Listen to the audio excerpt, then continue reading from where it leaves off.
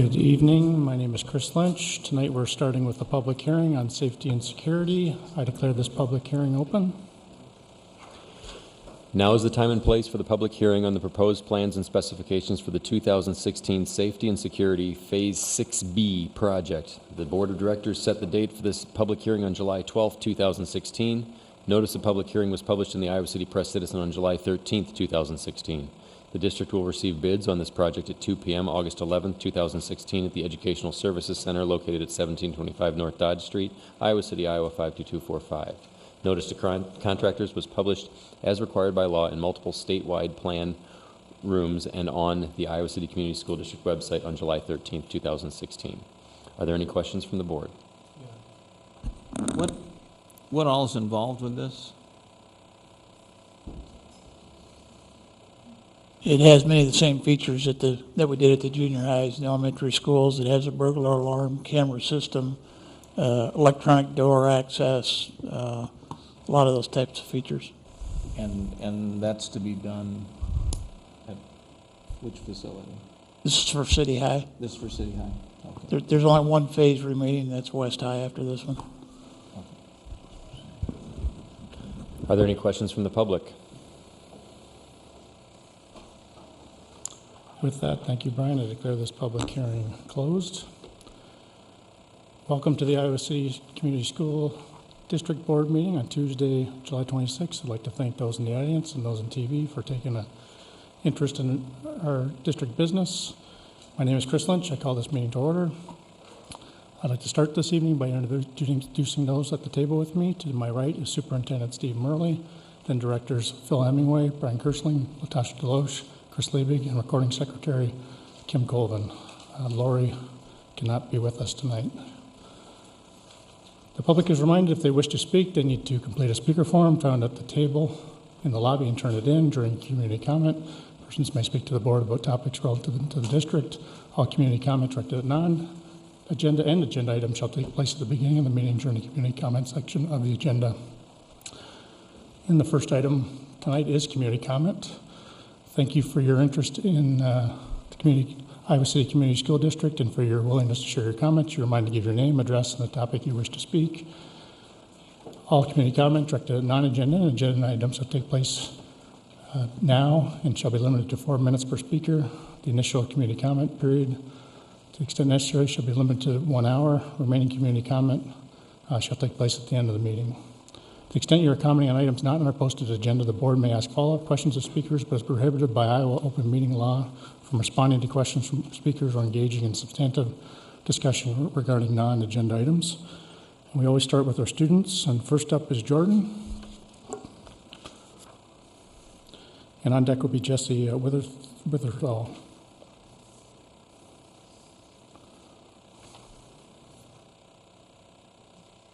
Hi, I'm Jordan Segfetz. I go to Southeast Junior High. I'm going into the 8th grade. I'm here to talk to you about the school boundaries. Hope that by hearing a different side of the story and hearing the story of someone who is actually going through this, not just parents, hopefully this will help change your minds. I don't understand why I have to follow the Alexander route and leave my friends that I've gone to school with for the past 9 years. Not only that, but the people I've become friends with, and even though I have only been friends with some of them for only 2 years, I still consider them my best friends. And what about the kids that do school sports? Not all of them have a ride home, and to walk from West High near to the Alexandria area is way too far of a walk. West High is 5.8 miles away, and City High is 2.8 miles away.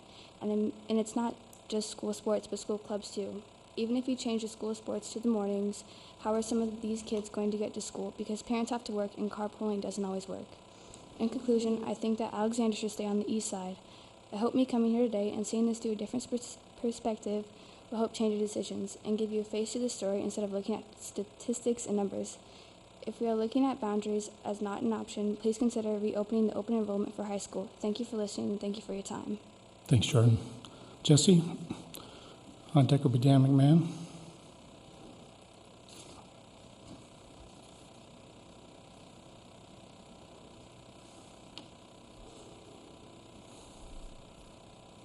Hello, my name is Jessie Witherell, 1241 Burlington Street, Iowa City. I am here as a parent of a child who receives special education services, and I have come to personally deliver a petition with 117 signatures from other parents to the school board regarding the recent violations cited in the Department of Education report of the Special Education Department. If anybody in the audience would like a copy of that report, please come and see me.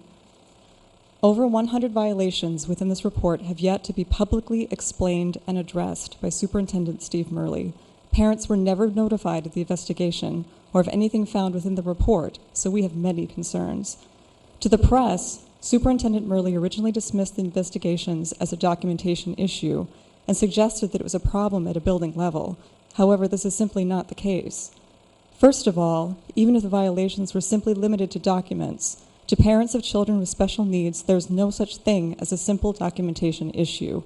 Documentation is the key to our children receiving a free and appropriate education as required by law. An IEP is a legally binding contract.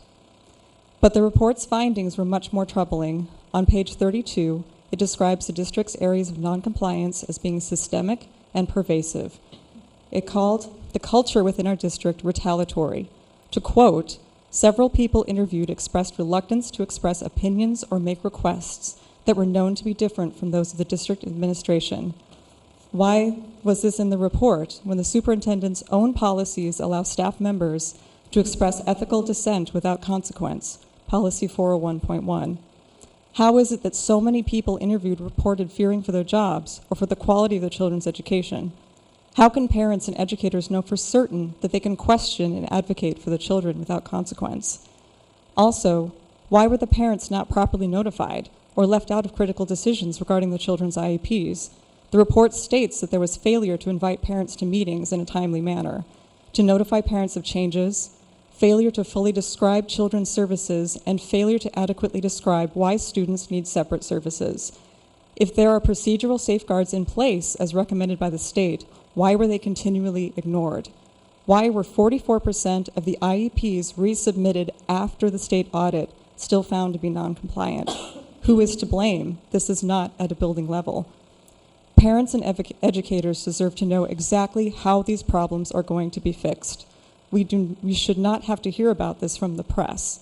In submitting this petition, I respectfully ask the school board to give this report serious consideration, provide parents with transparency, assure staff and parents that described retaliatory culture within this district will be stopped, and that administration will be held accountable. Our children deserve better. Thank you for your time. Thanks, Jesse. Dan? Who do I give the petition? Yeah, just give them to Kim. And then next up will be Megan Swan.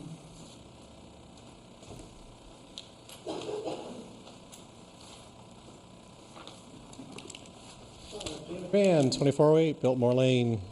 Wow, yeah. First off, I want to congratulate Paul on his victory. Paul's a good guy, so that makes it a little easier to see him win. But I assume if not tonight, the next meeting, the school board will go back to the boundaries adopted last year. A year ago when the new board came in, I said elections have consequences. At that time, what I thought was the right decision was made. It'll be overturned. That's the way life works. So it's time to move forward. I want to take this opportunity to thank Chris and Tom and Phil and Lori for listening to people in the Coralville area, Kirkwood Elementary. They appreciate the fact that you were willing to listen and stand up and be the subject of a lot of ridicule. Thank you for that. I would like to say, even though I know it's going to go back, boundaries based on geography make sense on many, many levels, but that's not going to happen. Going forward, I would like to see the school board address the lack of public transportation between Coralville and North Liberty, something that's you've been aware of for well over 2 years now, and the pie in the sky, it'll get fixed, is still pie in the sky, but hopefully that can be resolved. I also think it would be important to track participation rates in after-school activities between Alexander and Kirkwood versus other schools. A large argument has been made that because the burden being placed on people with limited means, they will not be able to enjoy the entire educational experience. After-school activities is one of that. There's also the concern about participation in being able to meet with educators before and after school. And finally, I have not been a fan of what's going to happen, and that's fine. I hope I've been civil. You know, the first time I came up and talked to you, I joked about how you guys had the worst job, you get yelled at, you don't get paid, and you're wrong. I take that back because JP and Paul can now attest the fact you get yelled at, you get ridiculed, and you don't even hold office. Something in this community needs to change. And because a lot of the anger is directed towards the school, you guys have a vital part in hopefully healing it. The only good news about anger is better than apathy because at least people still care. You know, I look forward to agreeing with the board in the future. You know, a little dust up every now and then isn't bad, keeps the heart pumping. But please make sure you do look out for those students who are most impacted by this boundary that you will accept. And once again, to the four members who did stand for Kirkwood, thank you very much. Thanks, Dan. Megan?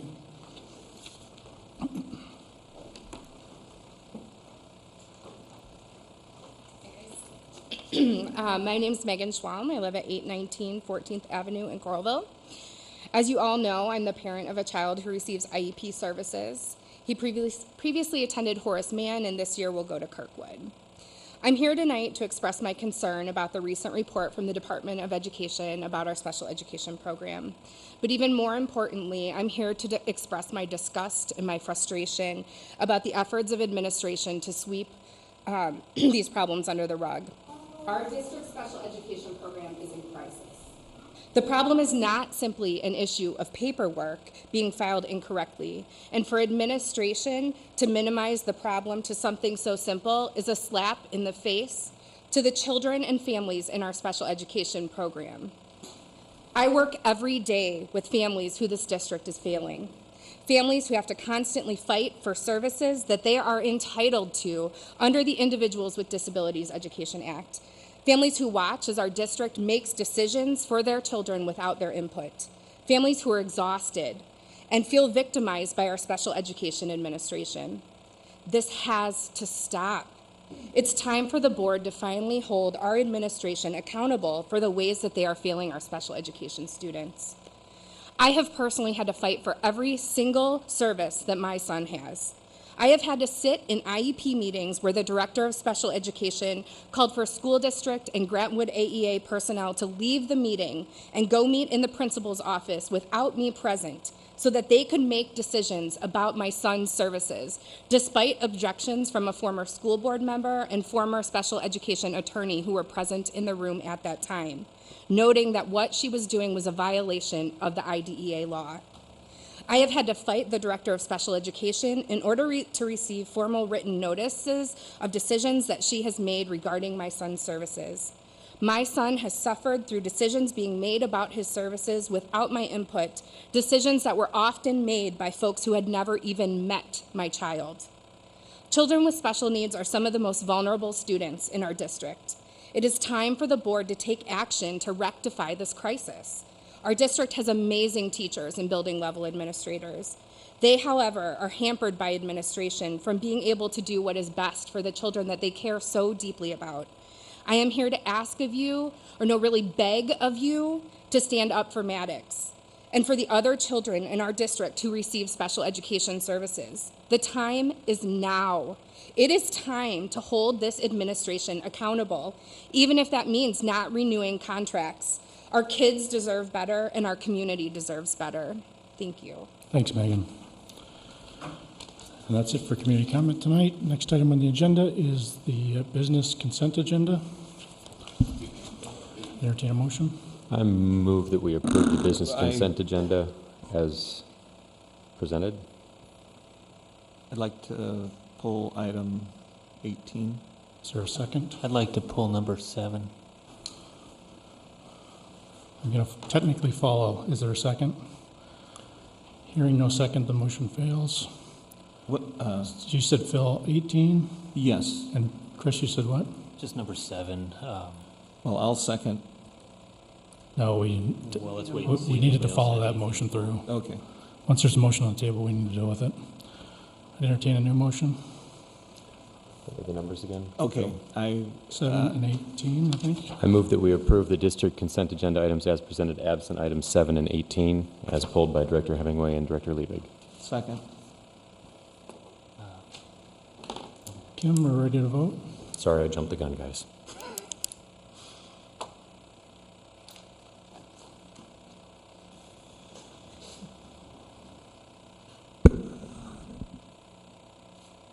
Online voting is open.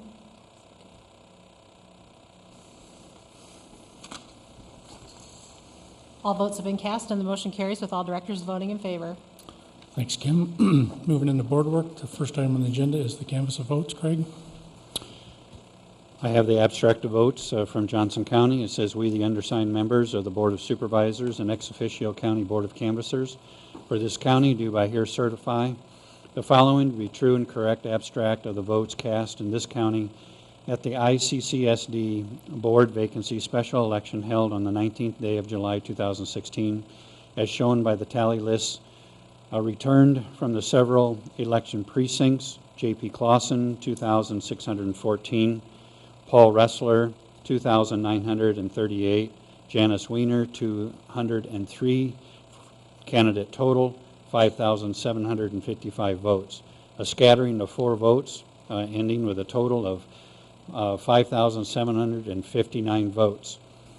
We therefore declare Paul Ressler duly elected for the office of ICCSD Board Director to fill a vacancy for the term of 3 years, and then signed by the canvassing board.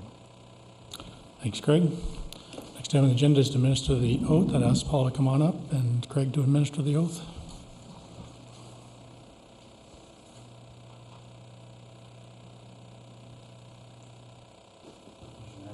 Paul, do you solemnly swear that you will support the Constitution of the United States and the Constitution of the State of Iowa, and that you will faithfully and impartially, to the best of your ability, discharge the duties of Director in the Iowa City Community School District, Iowa City, Iowa, as now or hereafter required by law?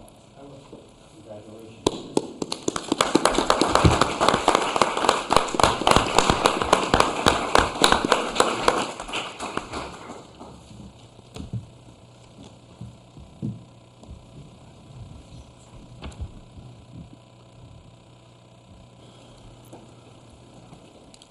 Next item on the agenda is a very exciting agenda item, property acquisition. I'll hand it off to Craig.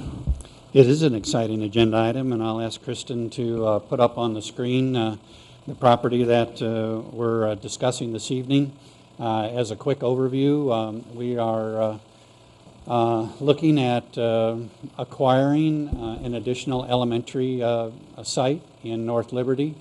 It's located directly across from South Slope. It's on what we would call Mahaffey Bridge Road as it transitions into Front Street, right on the large curve. And so, Kristen, if you'd throw up the second map there, I think that gives maybe just a little bit closer view of the property that we're actually talking about. In this particular photo, you'll see that we're actually talking about 2 parcels. And in the process of negotiation, we were discussing with Robert Burns and his company, who have held this land for a period of time. There's actually 21.59 acres that make up these 2 parcels. There's, yep, close. Right there, that's perfect. You can see where the big corner is. That's the property just to the west of Mahaffey Bridge Road and Front Street. And just go to a little bit more to the left, Kristen. No, you're fine with magnification. Just put the cursor over top. Yep, kind of right there. Just go to the left a little bit, and you can see that's the property that we're talking about. That's the 17.9 acres, and then there's the 4 acres just to the west of that make up the total parcel of the 21.59. The school district did due diligence. We had an appraisal done on the property, and the seller also had an appraisal done. We spent quite a bit of time in negotiation reconciling the two appraisals. One of the things that this property has that's really, really key to an elementary site is that it has simply great access, first of all, and it's ready to build on.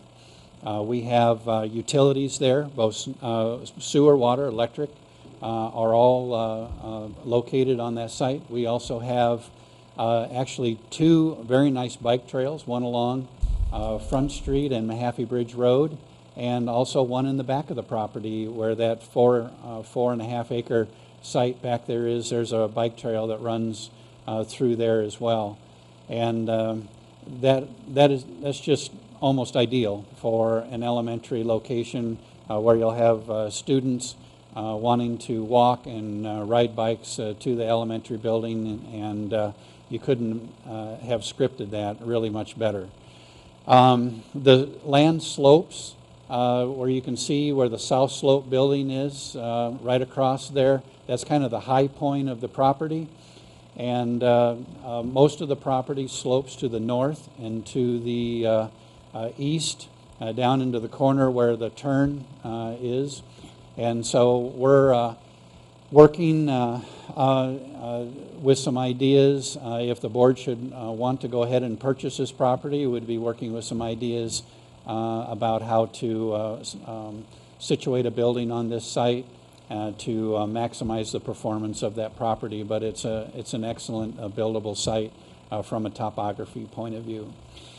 The amount that we're asking the board to consider for this 21.59 acres is $1,403,350. And you have in front of you the purchase agreement with Bob Burns Company. It's also subject to, first of all, your approval. This is something that you, of course, need to act on. Mr. Burns and his wife have actually signed the purchase agreement, and so they're all ready to go on their end, and it depends on your action this evening. We also need to perform a Phase 1 environmental study, a wetland delineation, a preliminary geotechnical soil technology report, and acceptable development agreement.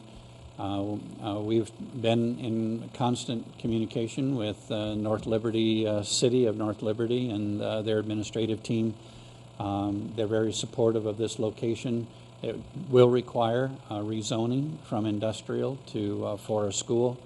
They did not see a problem with that occurring for this purpose. So that is in a really quick summary. I'll answer any questions you may have on this property acquisition process. Just a process check. Is this now uploaded? Steve? Is this file now uploaded? Did we get it uploaded yet? If not, we'll get it uploaded right now. We could upload it right now and people can look at it when we're looking at it. We'll get this information put on the website or in board docs. I think we should entertain a motion. Mm-hmm. What's the pleasure of making a motion? I move that we go ahead with the purchase of the property termed Mahaffey Bridge property as specified in this packet. Second. All right, discussion? And I think it'd be helpful for Craig to explain to the public the road cost, the share on that as far as this agreement. There is, let me go to the,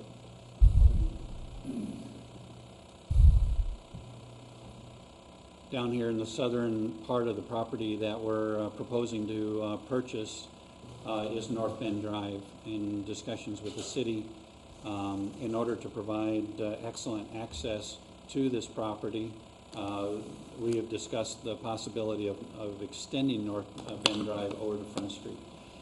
There is a cost to that, of course, and in our negotiations with the landowner, since it's both a benefit to the district in purchasing this property and for any future development that he may have, We agreed to share that cost on a 50/50 basis. It's about roughly 405 feet of additional street.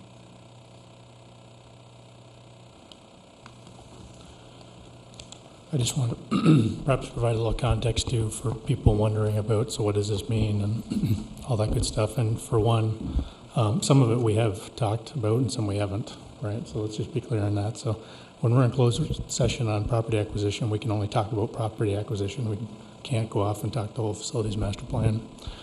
But I think it's fair to say that you should think about this as being in addition to the current facilities master plan. And, one of the benefits of doing an annual renewal is we're always thinking about options and opportunities, and we've always said we need to add the out years. We always want to have a 10-year master plan, and we're 3 years into it. And, we've generically talked about probably having to add properties in the north and the west, and just a high, very, very high level. But I think the benefit of going through an annual facilities master plan, and I think the benefit of going through a master plan on attendance zones, we very much better understand where the kids are at, and we understand how, when we did some of the attendance zones this year, really helped us understand the neighborhoods.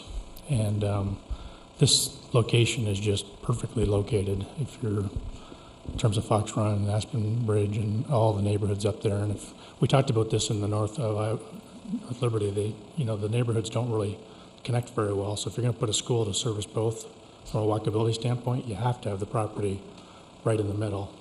And it's exactly where this property is. I mean, it's just prime, perfect location from our perspective. So I just think that's tremendously exciting. So again, but the short story there, I think, is think about this as an addition to the current facilities master plan. I think the obvious question that comes up is timing, and does this go first or second and all that. We have not had those conversations. So those will come probably sooner than later to talk about, the Scanlon property versus like you said, we're going to call this the McAfee Bridge across from South Slope property. But we haven't had those discussions yet, so they'll be to come. So, but I think it's a tremendously exciting opportunity. Funding for this property will come from your SAVE dollars. We budget conservatively, as you know, in there. And we believe we have the flexibility within that fund to purchase this property and make it and incorporate it in as a part of the facility master plan when the board officially reviews that and for this year. And so that's where we would take the dollars from in order to purchase this property. Further discussion? Well, I just want to echo that there's a tremendous improvement to our plans, or addition, what do you want to call it, given that the number of kids living within 2 miles of that site is probably enormous. You'll be able to open that school. If we did choose to open that, make that the school we open in 2019, you'd be able to do that with a minimum of busing and with everybody happy to be there the day it opens, which I'm not sure we could say about the other side. And we have 2 sites, and eventually probably they'll both have a use. So I think it's terrific. I do think it's going to potentially have some domino effects, but we can talk about those. But I think that's what we need to be doing, is looking for ways to improve it. And if this it becomes a part of the bond proposal, I think it'll just make it that much stronger. Just to remind the board, we are having the demographer work on some additional projections for you that you'll hear in December. Mm-hmm. And anecdotally, we're pressed for space in the North Liberty buildings that we currently have, and I think you'll see that in the demographer's report when you get that later on this year.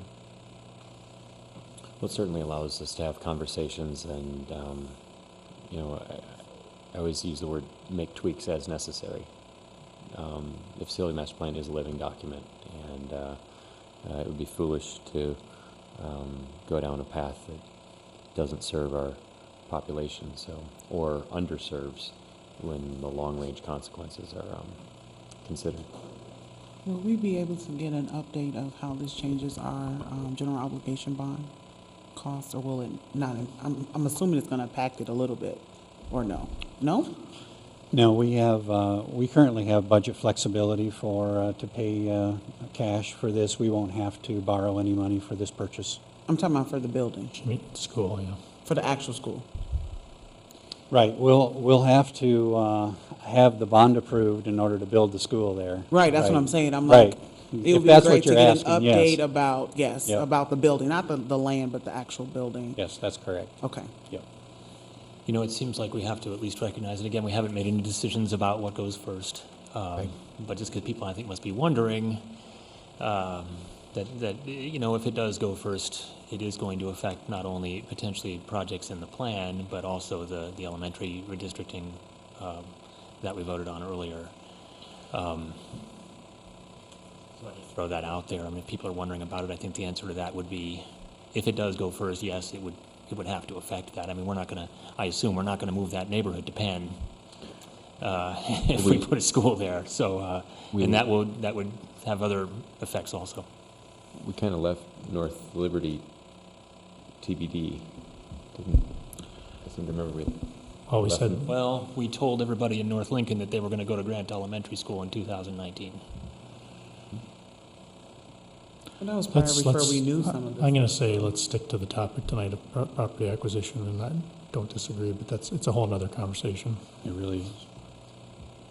Which I think is going to be a tremendously positive conversation, so I think it's, a good deal. Further discussion on property acquisition? Am I ready to vote? Online voting is open.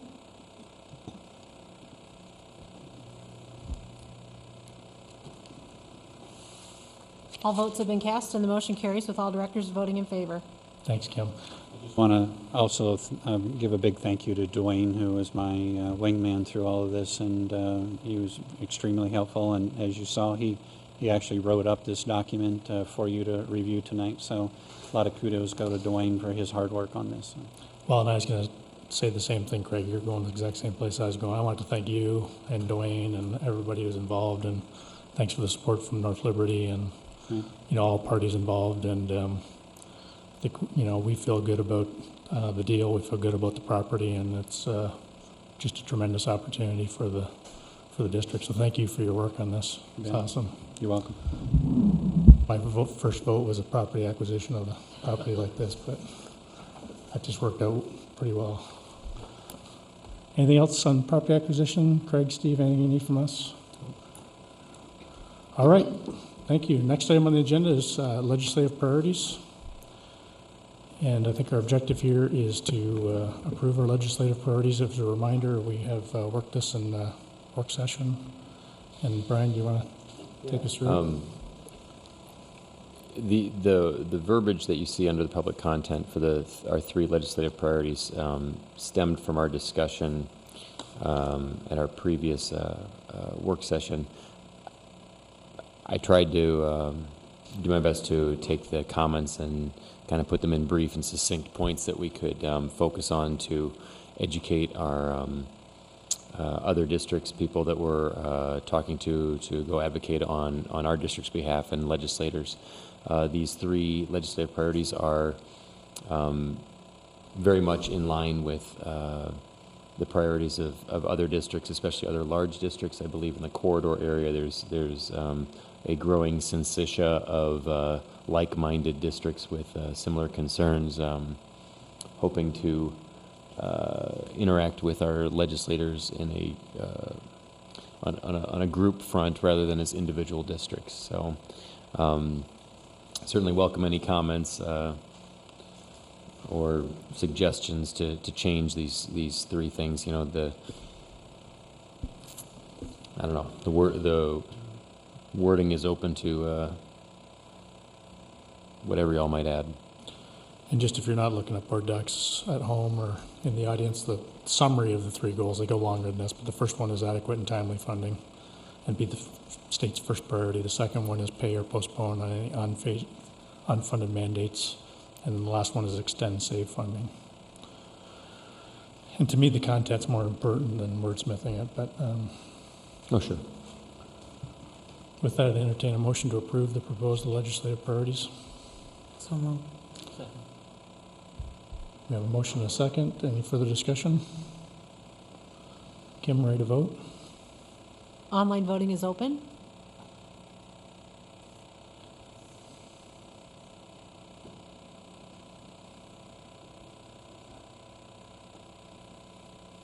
All votes have been cast, and the motion carries with all directors voting in favor. Thanks, Kim and Steve. And Kim, if we could ask you to provide that input to the IASB and whoever else we need to get that into. I think August 11th was the due date. And just a reminder, in years past, when we've submitted that, they've added these as planks to their legislative platform. We have mastered that process. They will not be adding these planks, but it will be included as input for them when they consider those. Thank you. Great. Anything else you need from us? All right, moving on to the next item is Appendix 9 approvals. Dwayne? Thank you. We only have one project tonight, but we have 3 requests. I think it's an all-time low number of requests, but that's good. At Liberty High School, we have a Step 8 change request for the change in kitchen equipment. We're going to use an open case refrigeration unit instead of a closed case. I think that's for the convenience of the students, and it's actually a deduct of $48,280. We also have another change request for $144,881, of which code requests for $32,000 plus for some fire code changes in the auditorium that the city requested we do. The district requested some audio-visual equipment for the student commons and auditorium area, which is $61,744. And then, unforeseen with some HVAC and some conflicts with masonry, insulation, and some sanitary sewer work, we had a change of $46,167. And then the last one is Step 7. It's actually award of contract to Iowa Prison Industries for $145,340 for the construction and installation of the corridor lockers. We did take 4 bids that ranged from $145,000 to $167,000. And with that, I'd answer any questions you might have. Questions for Dwayne? Entertain a motion. I move that we approve the Appendix 9 items as presented. Second. Further discussion? Kim, ready to vote? Online voting is open.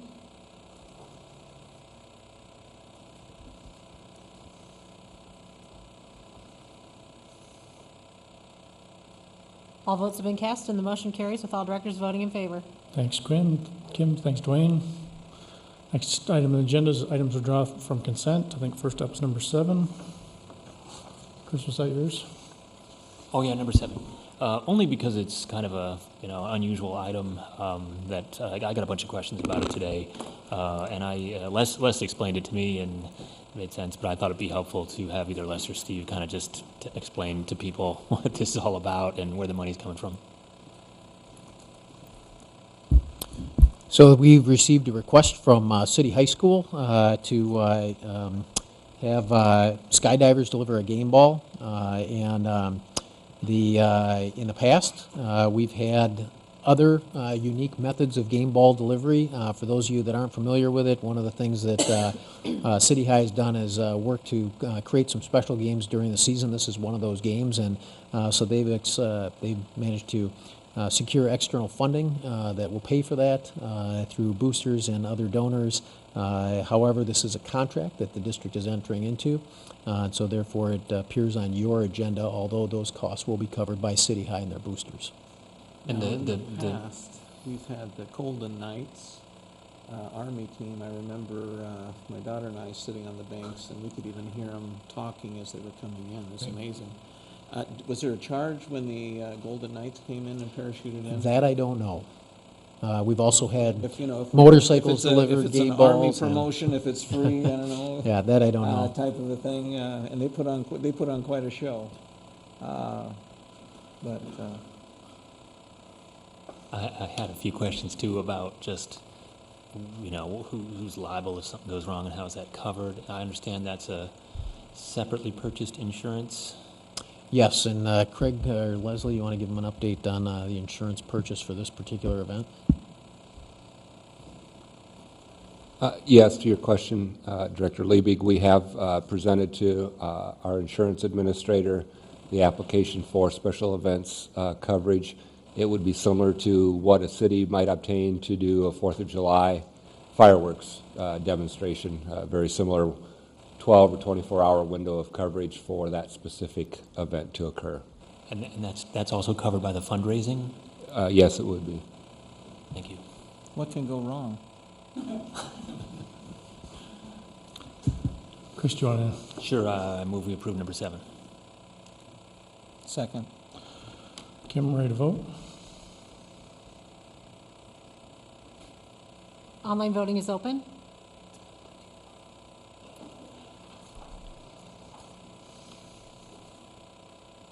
All votes have been cast, and the motion carries with all directors voting in favor. Next is number 18, Phil. Yeah, when I was doing the books, and Brian and I did the books, I guess we didn't discuss that earlier, but I noticed this contract in there with Ingenuity, if I'm saying that right. It's a $106,000 contract, and I was wondering if Matt could explain it to us a little bit. Sure. So Edgenuity is an online and blended learning approach to our curriculum. Traditionally, the district has used Apex for credit recovery and for some independent courses for problem-solving some situations with students that may prevent them from accessing the traditional curriculum. We've decided at this time to make a switch to Edgenuity. We think it adds some additional options for us in the blended learning approach. Some more of their content is streamed online with some more engaging instruction when we evaluated it in comparison to Apex. Apex requires a lot of reading and independent work. So a team of people felt this was a better approach and a different direction to go. The contract that Director Hemingway talks about is for the $106,000. That's a 3-year purchase. Traditionally, Apex has cost us about $34,000 a year. This one averages about $35,500. But that includes some other options, as I stated here, and then we also have the ability to pilot a scenario at Tate High School that allows their teachers to do a more true blended approach to instruction. So there's some nice features in there. I'm happy to talk those in more detail if you have questions on it, but that's the quick summary. So it's going to be used at Tate? It'll be used across the district for those credit recovery options. Okay. Tate has an additional option as a part of this agreement that allows all of their teachers to access this. It's really it's a resource for us where teachers don't have to go find some of these resources, that some of them are pulled together for them. They can use them if they wish. They don't have to if they don't want to. It's just an option at that point. When you say, that's just a term I'm not familiar with, blended learning, So blended learning includes online learning and traditional classroom instruction. So when we look at blended learning opportunities, we're talking about pulling those resources from the internet, from online apps or opportunities that way for teachers to supplement their instruction. So anytime we're using that term blended learning, it's a combination between teacher and online resources. And that term would not have described Apex? No, it wouldn't have described Apex very accurately. I think depending who you talk to, they might have tried to sell it as a blended learning approach, but like I said, I think it's pretty heavy in reading and asks kids to do a lot of independent work on their own. Edgenuity, part of the nice feature of them is they do have a highly qualified instructor videotaped, and kids are able to access some of that, so if they're away from school and not able to talk to a teacher, there's an instructor pulled there that they can access, so it's not just dependent upon their reading ability to be successful. And if I'm remembering right, I mean, the state requires us to provide something like this, right? Yeah, we have to have some credit recovery options for students, and that includes some of our summer courses when students try to recover that credit. This summer we stayed with Apex because we were under contract, so this would start us for the fall of this year, and we have trainings designed in August to roll this out to our teaching staff that even students at first trimester need to access some credit recovery options would be able to do that. And then, like I said, at Tate High School, they'd be using this in a little different form. So it's a multi-pronged product that includes a lot of different opportunities, and we'd like to see where we're able to take this in the future, too. Thanks. Phil, would you like to pose a motion? I would make a motion that we approve item 18 on the consent agenda. Second. Kim, Kim, ready to vote? Voting is open.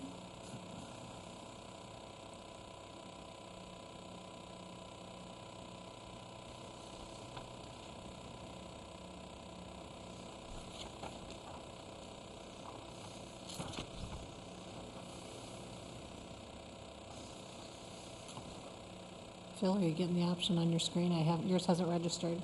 It disappeared. I clicked on it, but I voted in favor, yay. Thank you. All votes have been cast and the motion carries with all directors voting in favor. Thanks, Kim, and thanks to Matt and Leslie for their updates.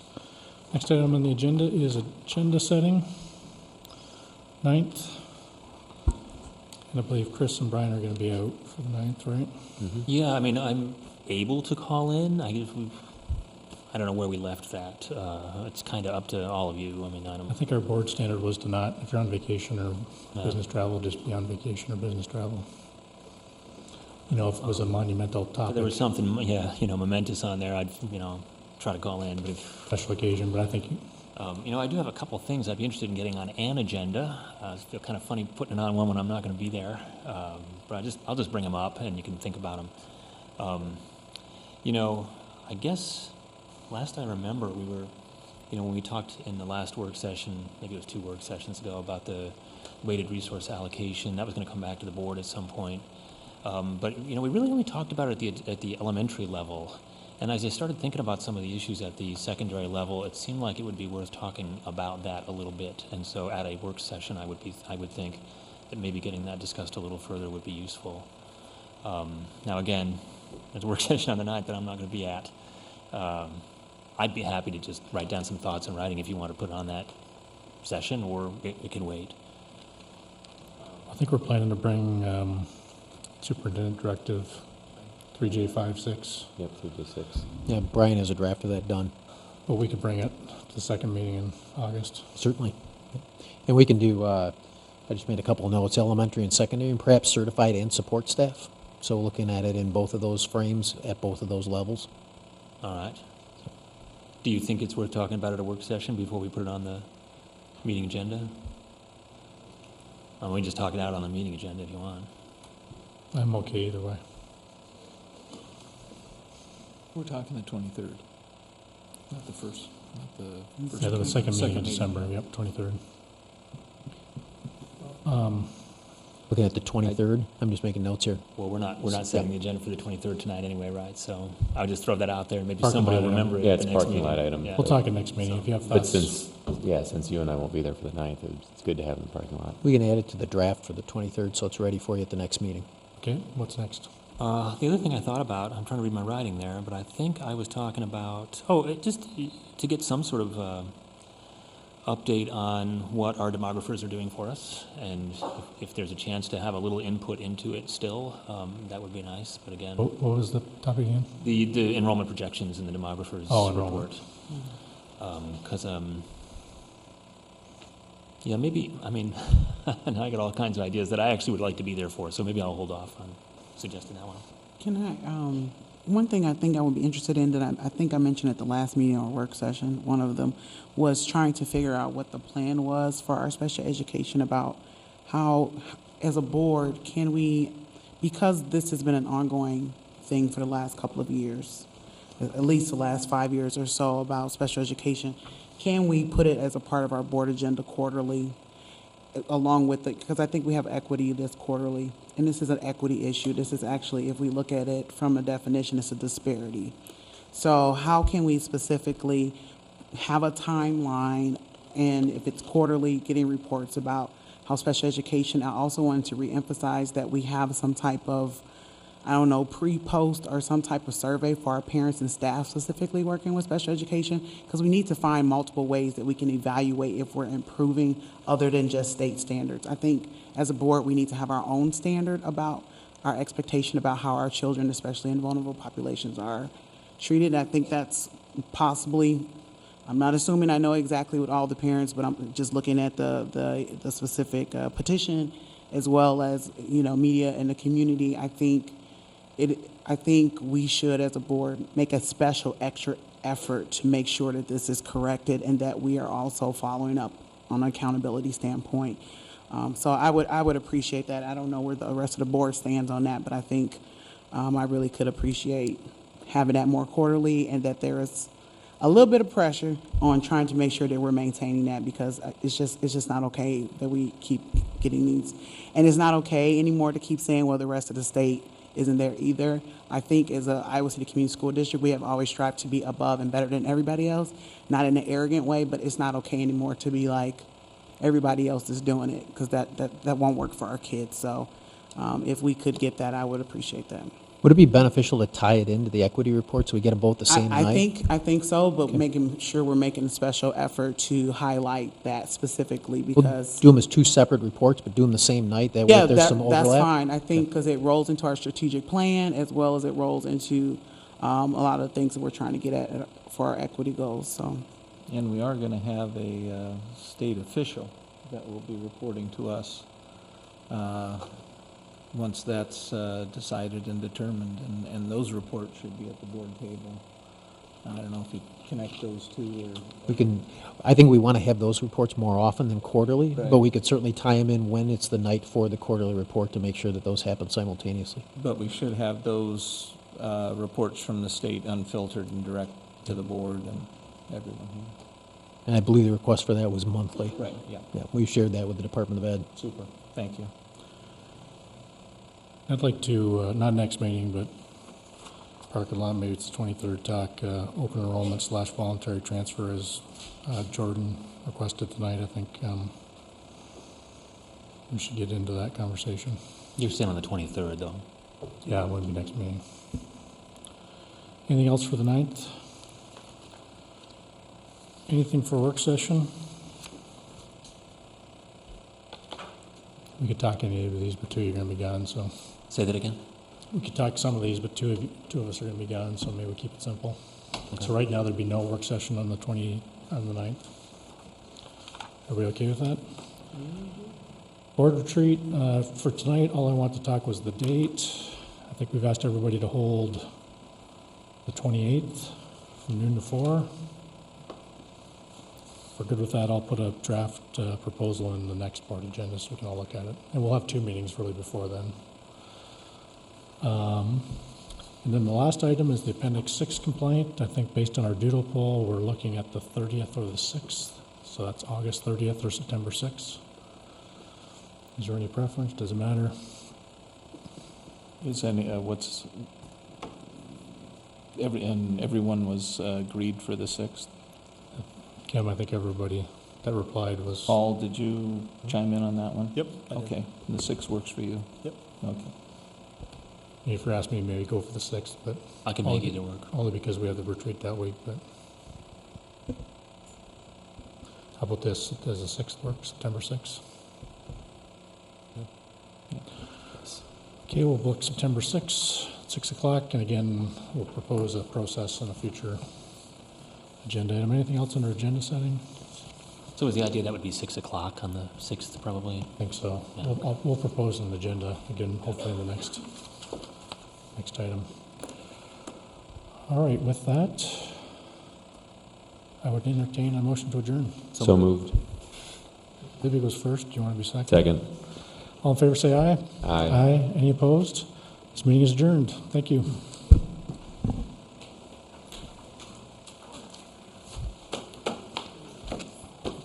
Work session will be in the